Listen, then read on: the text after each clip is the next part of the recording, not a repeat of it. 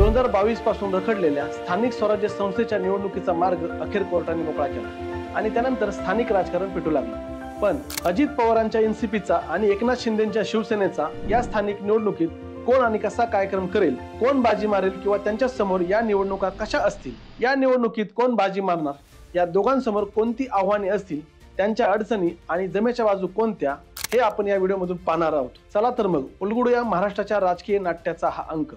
नमस्कार, मी रवी, मराठी मिरर मध्ये आपलं स्वागत आहे। पहिल्यांदा जाणून घेऊयात अजित पवारांची राष्ट्रवादी।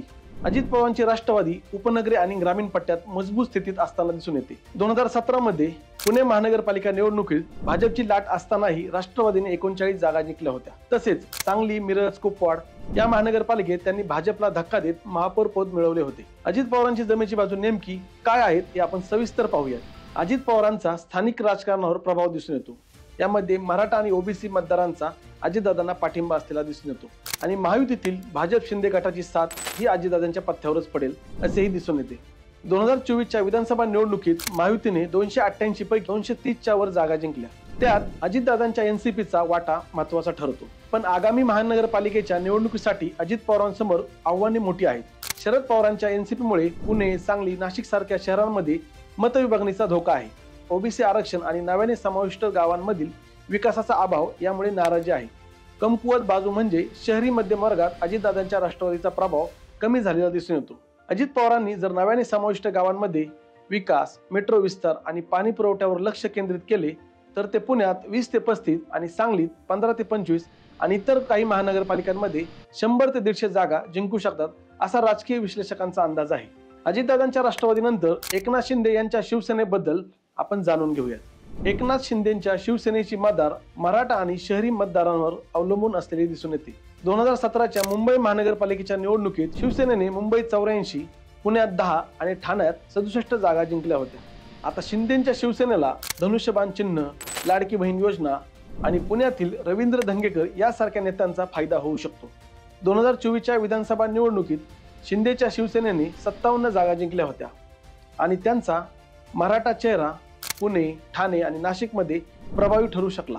आगामी महानगरपालिकेसाठी एकनाथ शिंदेसमोर काय आव्हाने असतील हे आपण पाहूयात। उद्धव ठाकरेंच्या शिवसेनेमुळे मराठा आणि शिवसेनेच्या पारंपरिक मतदारांमध्ये मतविभागणी होऊ शकते। विशेषतः मुंबई आणि ठाण्यात भाजपसोबत जागा वाटपात मर्यादित जागा मिळण्याची शक्यता आहे आणि शहरी मतदारांची निवडणुकीबाबत उदासीनता अडचणीची ठरू शकते।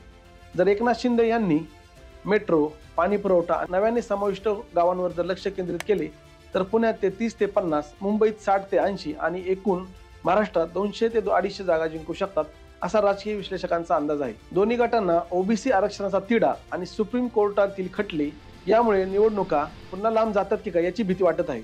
लवकर निवडणुका घेणे फायद्याचे ठरू शकते। अजित पवारांना एनसीपी शरद पवार गट तर शिंदेंना शिवसेना उभाटा गट यांच्या मतविभागणीचा धोका आहे। महायुतीत भाजपच्या वर्चस्वामुळे जागा वाटपात तडजोड करावी लागेल।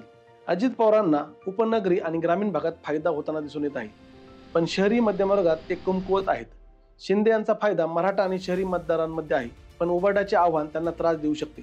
दोघांनाही नव्याने समाविष्ट गावांमधील पायाभूत सुविधांचा अभाव, वाहतूक कोंडी आणि पाणी टंचाई यासारख्या समस्यांचे निराकरण करावे लागेल। शाळांचे फी नियमन आणि स्थानिक नेत्यांचा समावेश यावरही लक्ष देणे गरजेचे आहे।